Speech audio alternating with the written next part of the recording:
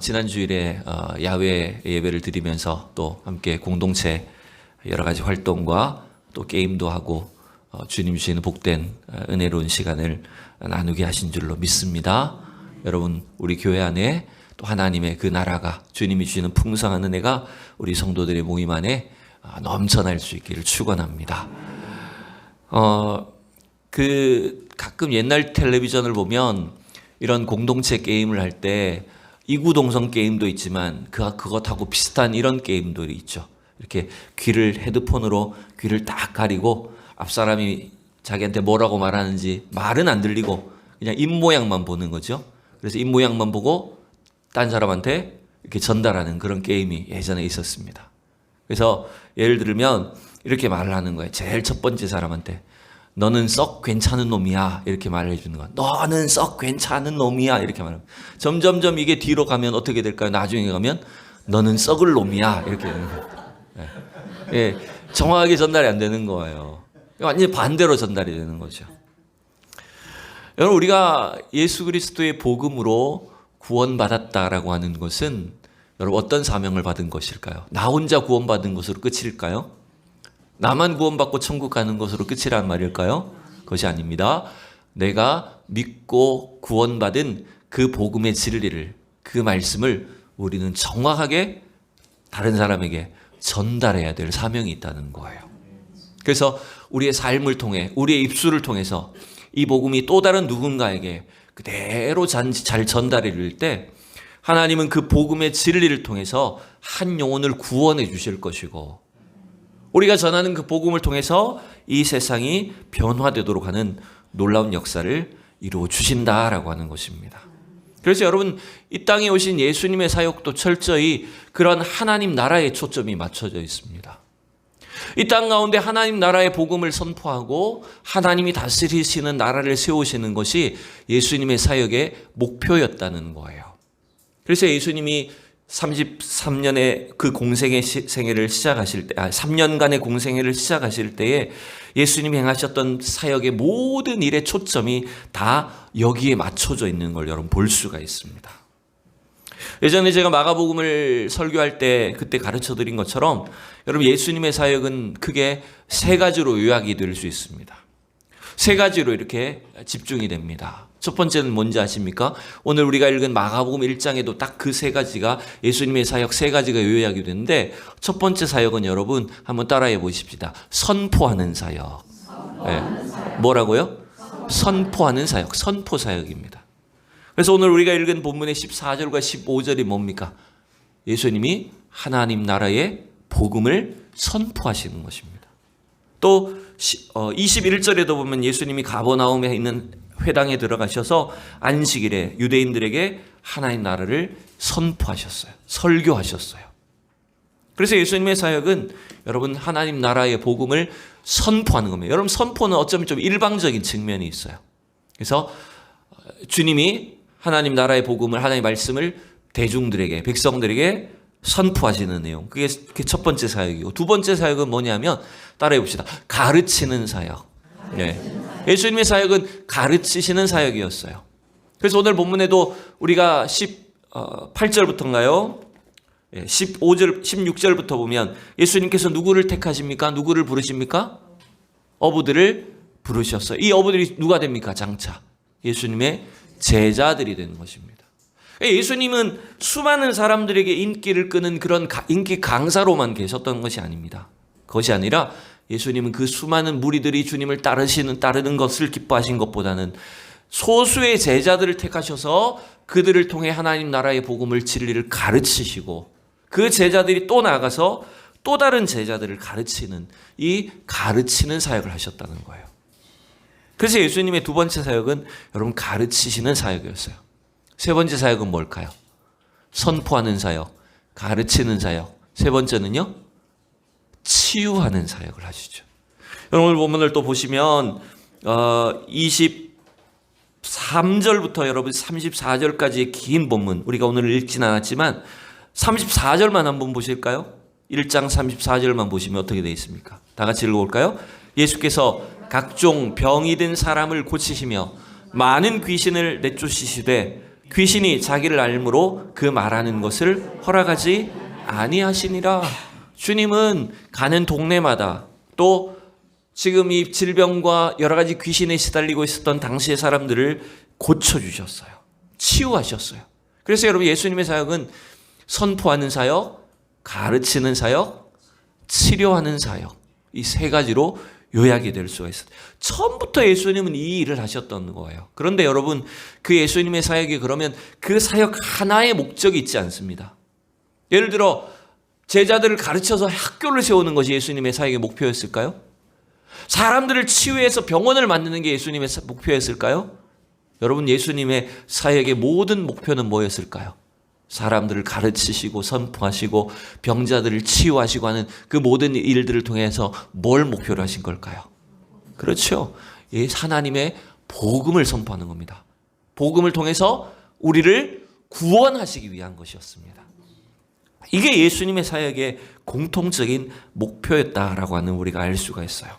그래서 오늘도 주님이 행하신 이 모든 일들을 보시면서 저와 여러분을 위해서 하나님이 또 이 땅에 오신 예수님이 어떤 사역을 하셨는가라고 하는 것들을 우리가 깨달을 수 있기를 원합니다. 그리고 또한 우리가 교회 안에서 오늘날 우리도 해야 될 일들, 우리가 한 영혼을 구원하고 살리기 위해서 선포하고 가르치고 치유하고 변화시키는 그 모든 사역을 통해서 주님께서 하셨던 그 구원의 일들이 오늘 우리의 교회 안에도 우리의 사역 속에서도 풍성하게 일어날 수 있기를 진심으로 축원합니다. 저는 오늘 사실 설교를 20절까지를 준비를 하다가 조금 분량이 많은 것 같아서 14절과 15절에 있는 두 구절을만 가지고 하나님의 나라, 하나님의 복음에 대해서 제가 좀 간략하게 말씀을 전하려고 합니다. 오늘 14절과 15절은 이 땅에 오셔서 예수님이 행하신 그 첫 번째 사역의 내용이 뭐냐면 세례 요한에게 세례를 받고 40일 동안 금식하신 후에 사단에게 시험을 받으셔서 시험을 이기셨어요. 그 뒤에 본격적으로 예수님이 행하셨던 그 첫 번째 사역이 뭐였냐면 갈릴리에 가셔서 하나님의 복음을 선포하신 거예요. 하나님 나라가 가까이 왔다라고 사람들에게 선포하신 내용이었어요. 그래서 이 말씀을 오늘 간략하게 살펴보기로 합니다. 우리 14절을 다시 한번 읽어볼까요? 시작. 요한이 잡힌 후 예수께서 갈릴리에 오셔서 하나님의 복음을 전파하여 예수님의 공생애가 이렇게 시작이 됩니다. 예수님의 사역이 14절로 이제 시작이 되는 거예요. 여기서 요한은 누굽니까, 여러분? 누가 잡힌 거예요? 세례 요한이 잡힌 거예요. 예수님의 제자 요한이 아니라 세례 요한이 지금 헤롯 왕에게 잡힌 상황을 말하는 것입니다. 세례 요한이 잡힌 후에 예수님이 이제 사역을 시작하셨다라고 하는 것은 단순한 시간의 문제만을 말하는 게 아닙니다. 여러분 세례 요한은 구약의 마지막 선지자입니다. 즉 구약 시대를 대표하는 가장 마지막 인물이 세례 요한이었고 그 세례 요한이 이 땅에 와서 하신 사역이 뭐예요? 세례 요한이 한 일이 뭡니까? 예수님이 오실 길을 준비하는 하나님 보내신 사자로서 주의 오실 길을 준비하는 사람이었어요. 그래서 세례 요한은 자기를 드러내고 자기의 어떤 영향력을 과시하고 나타내려 하지 않았습니다. 그는 철저히 자기 뒤에 오실 분 예수님을 준비하는 일에 온 생애를 바쳤습니다. 그래서 여러분 그 일 때문에 결국은 헤롯 왕에게 미움을 당하고 그는 지금 감옥에 갇혀서 이제 뒤에 나오겠지만 딸 헤로디아 생일에 생일 선물로 여러분 목이 잘려서 죽게 됩니다.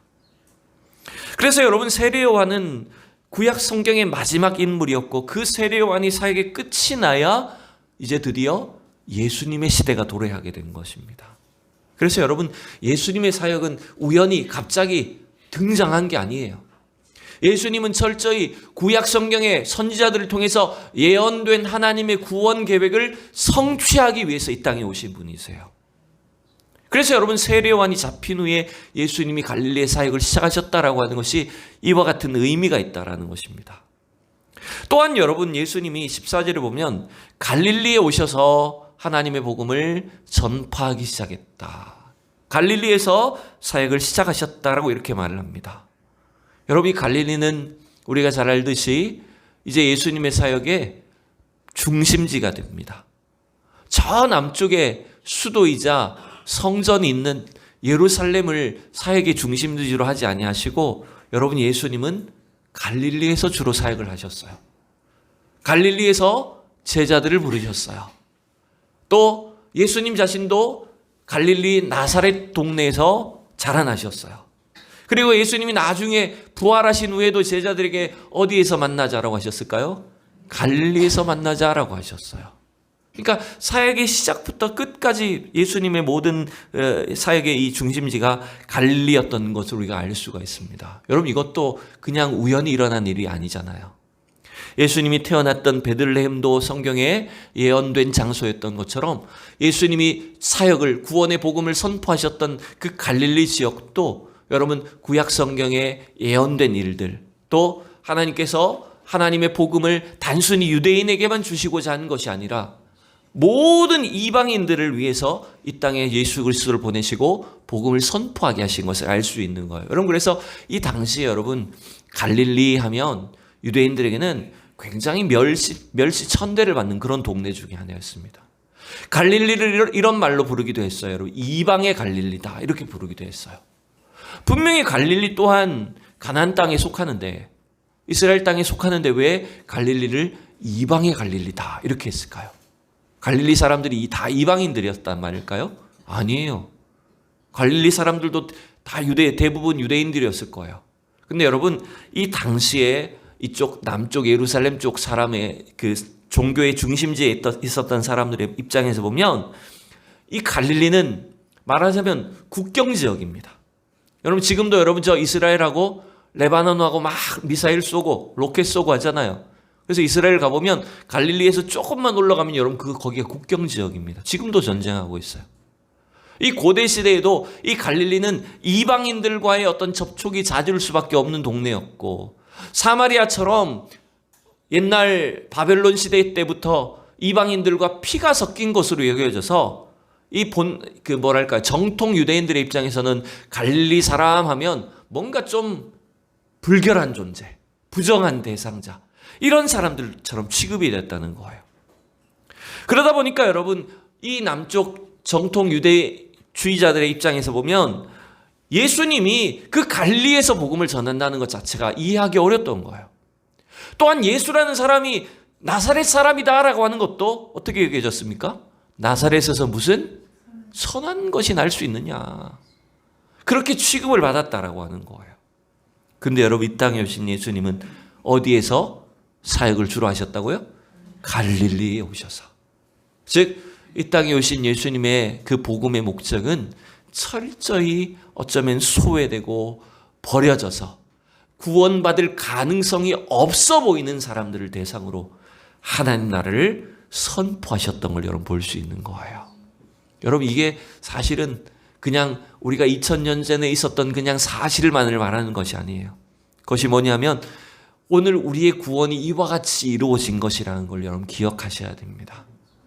우리가 무슨 구원받을 만한 자격이 있어서 충분히 의로운 존재라서 우리를 구원해 주신 것이 아니라 오히려 우리는 세상적으로 보면 아무것도 아닌 존재, 버려지고 소외되고 가능성이 없어 보이는 사람들이었지만 우리를 구원하시기 위해서 이 땅에 오신 예수님 때문에 저와 여러분이 하나님의 자녀가 되고 하나님 나라 백성이 되었다는 것을 우리에게 가르쳐 주시는 것입니다.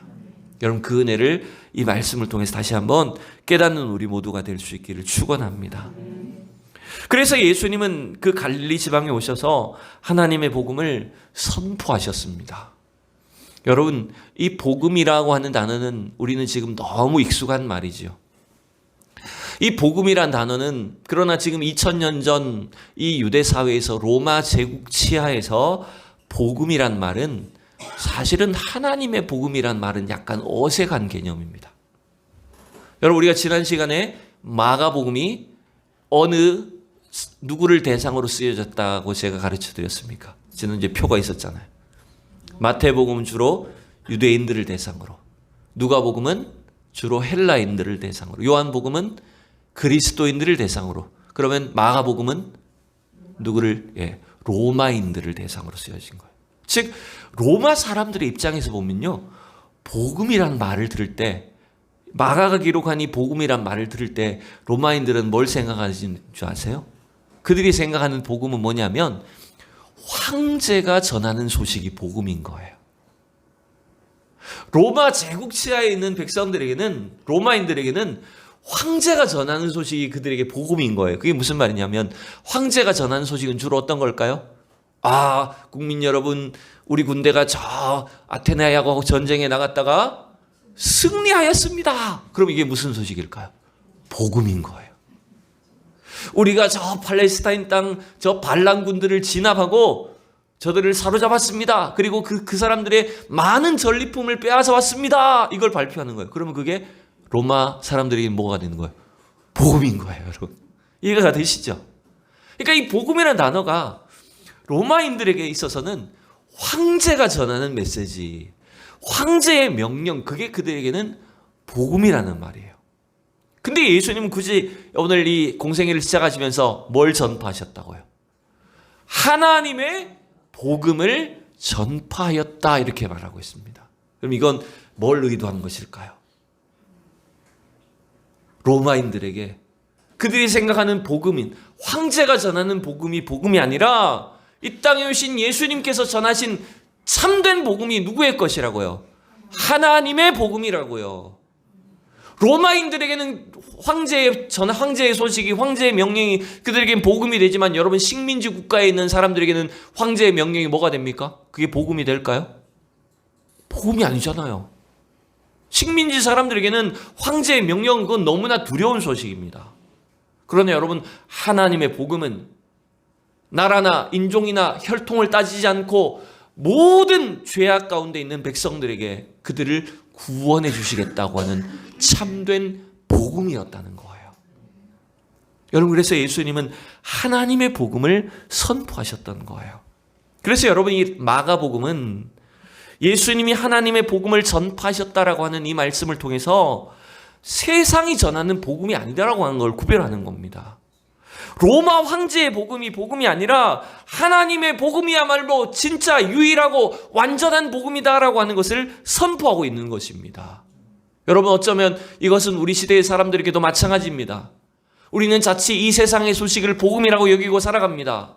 이 세상의 권력과 성공과 물질이, 그것이 마치 우리의 복음처럼 여겨집니다. 그러나 그게 진짜 복음이 아니라는 거예요, 여러분. 우리를 구원할 수 있는 복음이 아니라는 것입니다. 우리를 구원할 수 있는, 죄악 가운데서 우리를 구원할 수 있는 유일한 복음은 뭡니까? 그것은 바로 하나님의 복음입니다. 예수님이 오셔서 행하신 일이 뭐냐 하면 그 하나님의 복음을 우리에게 전파하신 거예요. 그래서 우리는 예수님을 통해 하나님 나라와 하나님의 복음을 알 수가 있고 그 복음을 통해서 구원받는 하나님의 백성들이 되는 것입니다. 여러분, 믿습니까? 자, 그러면 예수님은 하나님의 이 복음을, 유일한 복음인 하나님의 복음을 전파하셨어요. 어떤 식으로 전하셨을까요? 16절에 짝 마가복음은 굉장히 요약을 잘한다 그랬죠? 한 구절로 요약을 합니다. 16절 읽읍시다.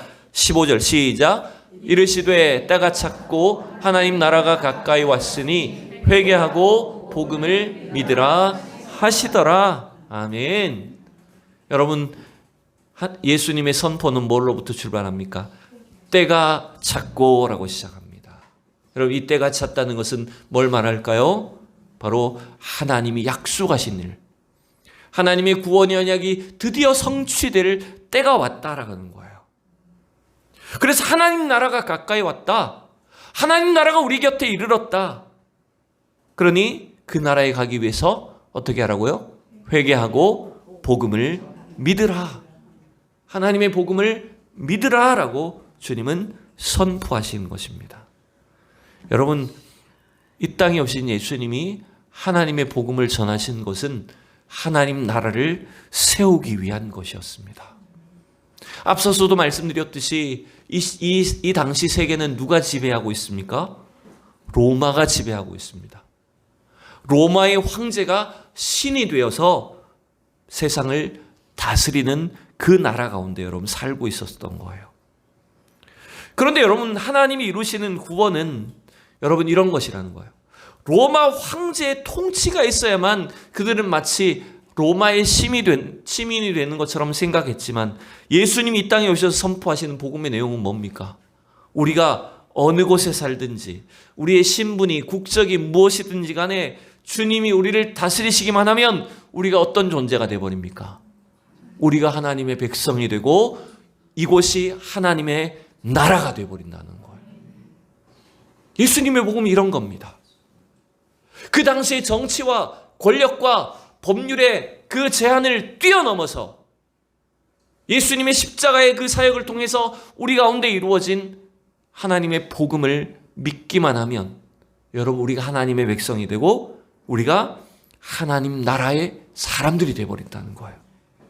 그래서 여러분 우리가 이 땅에서 예수를 믿음으로 우리는 저와 여러분은 전부 다 하나님 나라의 백성이 되어버리고 그 나라의 삶을 사는 것입니다. 여러분 또한 이 육신의 삶을 벗어날 때는 우리는 완전한 하나님 나라에 들어가게 되는 것을 여러분 믿으시기 바랍니다.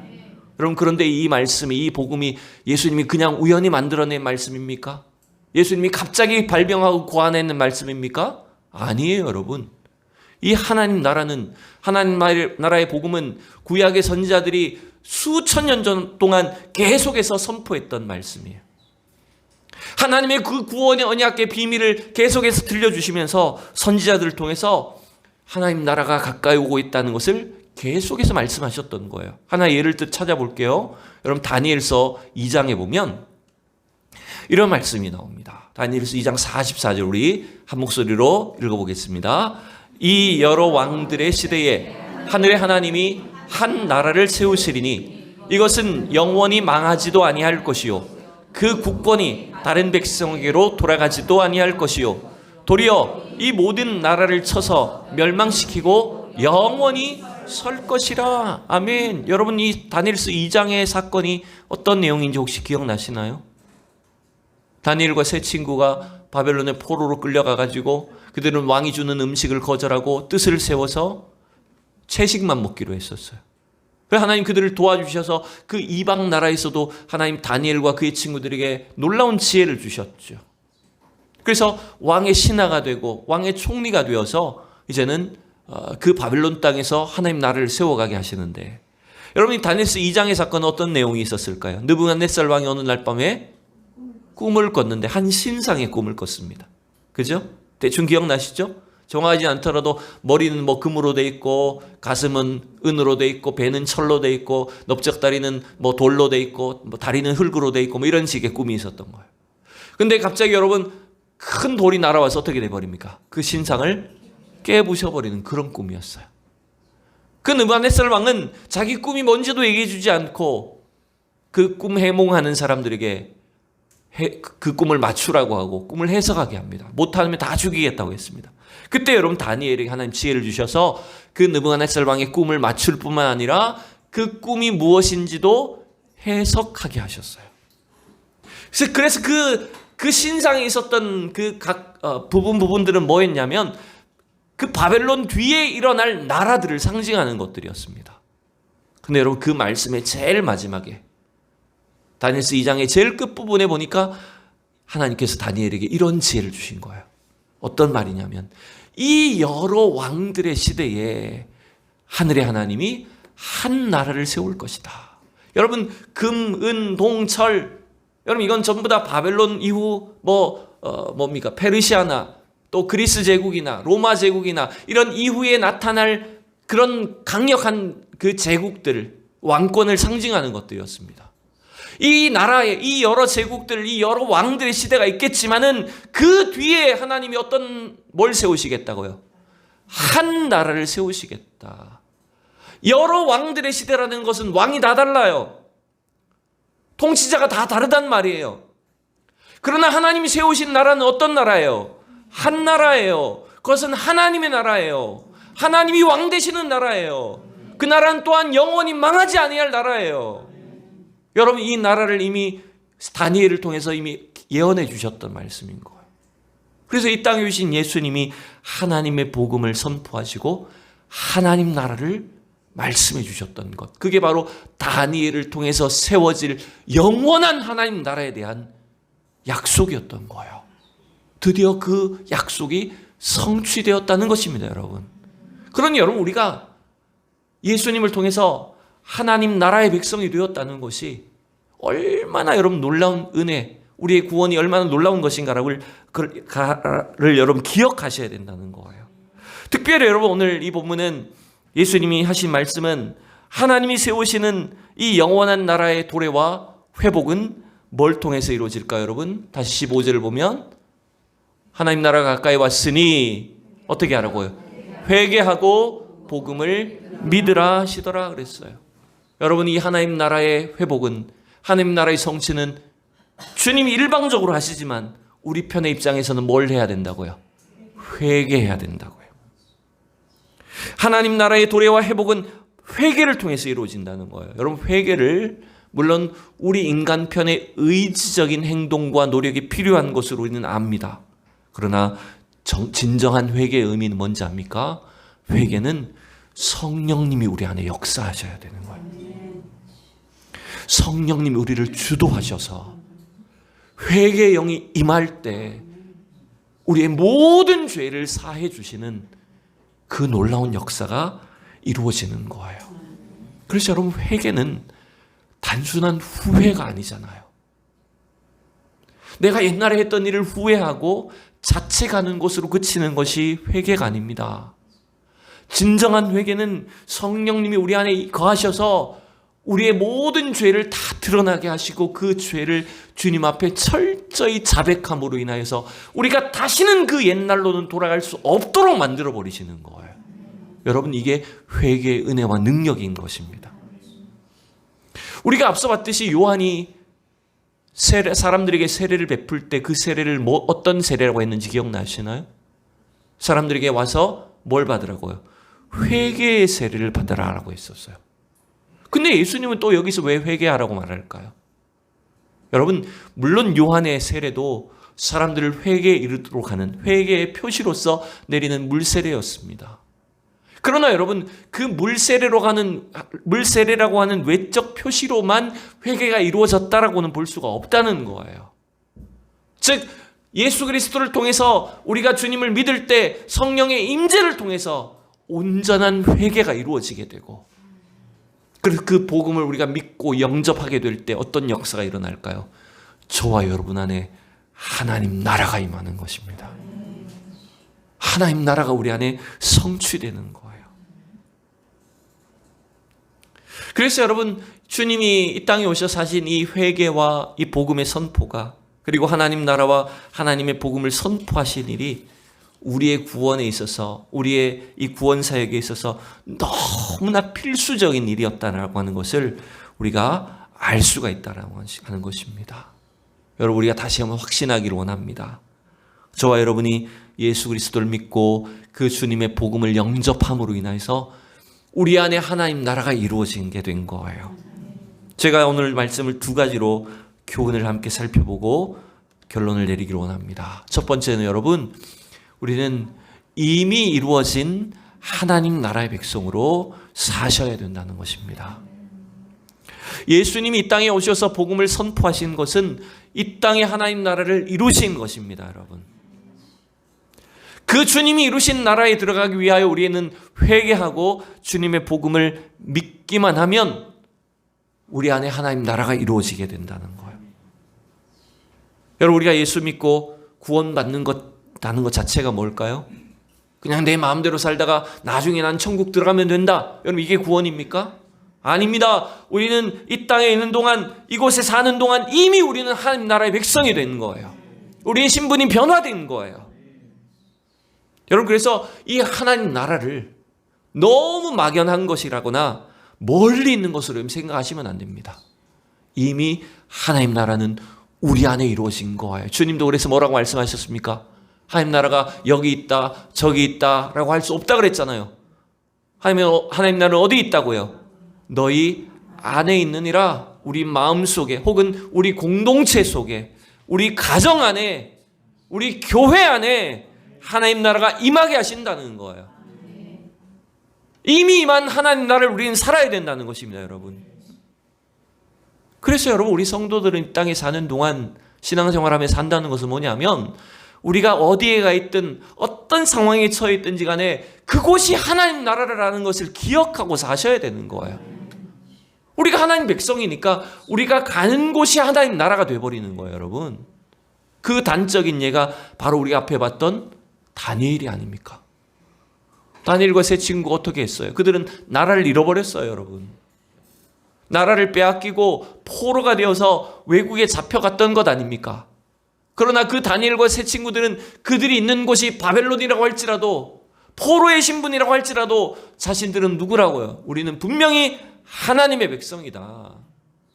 하나님이 우리와 함께하고 계신다. 그 하나님 자신들의 그 신분을 확신했던 걸 우리가 알 수가 있는 것입니다.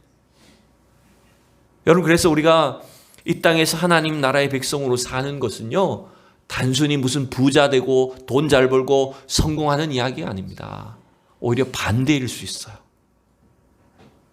다니엘처럼, 세례 요한처럼 그 엄청난 핍박을 당할 수도 있어요. 우리의 목숨의 위협을 당할 수도 있는 거예요, 여러분. 그 어려운 상황 속에서도 우리 안에 임하신 하나님 나라, 우리를 구원하신 하나님의 사랑을 잊지 않고 사는 것이 바로 하나님 나라 백성으로서 저와 여러분에게 주어진 사명이다라고 하는 것을 기억할 수 있기를 축원합니다. 여러분, 제가 참 좋아하는 찬양 중에 이런 찬양이 있어요. 우리 안에 이미 이루어진 하나님 나라, 특별히 교회를 통해서 하나님 우리에게 하나님 나라를 주셨는데 우리는 자칫 세상을, 하나님의 사랑을 잊어버리고 세상으로 가버렸다. 그런 찬양의 가사가 있습니다. 오늘날 시대에 이런 사람이 너무 많은 거예요. 하나님 나라로 부름받았음에도 불구하고 내 안에 주신 하나님의 사랑을 잊어버리고 세상을 향해 나아가는 겁니다. 여러분, 다시 한번 말씀을 권면합니다. 여러분, 우리가 하나님 나라의 백성인 것을, 또한 이미 이루어진 하나님 나라의 백성으로서 이 땅을 살아야 한다는 것을 여러분 기억하는 성도들이 될 수 있기를 축원합니다. 두 번째, 마지막입니다. 두 번째는요, 이미 이루어진 하나님 나라지만 동시에 우리는 뭘 소망해야 되냐면 완성될 하나님 나라를 소망하셔야 됩니다. 즉, 우리를 통해서 하나님 나라를 이루고 계시고 또한 영원한 천국에서 이루어질 그 하나님 나라를 소망하시면서 우리에게 주어진 사명이 뭡니까? 복음의 증인으로 사는 것입니다. 완성될 하나님 나라를 소망하며 여러분 복음의 증인으로 살아가는 저와 여러분이 될 수 있기를 축원합니다. 여러분, 우리가 복음의 증인으로 산다는 것은요, 딴 게 아닙니다. 내가 하나님 나라의 백성인 것을 드러내며 사는 것입니다. 나와 같은 죄인에게도, 나와 같은 부족한 인간에게도 주님 십자가 복음을 허락하셔서 하나님 나라의 백성이 되게 하셨다면 여러분, 그게 복음이 아닙니까? 그 복음을, 나에게 이루어진 복음을, 나에게 임한 하나님 나라를 우리가 담대하게 전하며 사는 것이 여러분 우리를 통해 하나님 나라를 이루어가는 방식이라는 거예요. 그 과정을 통해서 여러분, 하나님은 우리 안에 하나님 나라가 세워지게 하시는 것입니다.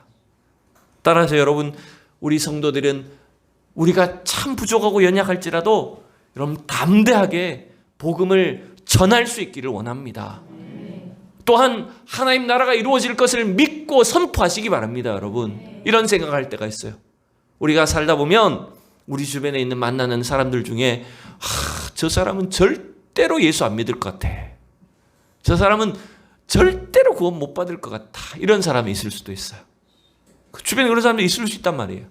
근데 여러분, 그건 우리의 심각한 착각이고 교만이 될 수 있습니다. 왜 그렇죠?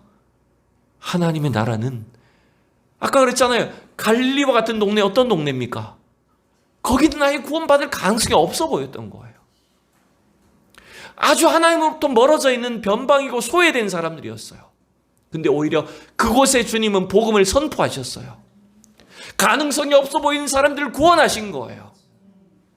여러분, 그래서 하나님 나라가 임하기만 하면 어떤 흉악한 죄인이라도, 어떤 굳어진 심령이라도 주님은 그들을 변화시킬 수 있고 구원하실 수 있는 줄로 믿습니다. 여러분 이 나라를 소망하셔야 돼요. 우리 한 사람 한 사람 안에 이루어진 하나님 나라를 믿으시기 바랍니다. 여러분 아직 주님을 믿지 않고 하나님 앞에 나오지 않지만 그 한 영혼 한 영혼을 통해서 성취될 하나님의 구원을 여러분 믿음으로 바라보십시오. 그리고 담대히 선포하십시오. 그게 우리가 해야 될 일들이라는 거예요.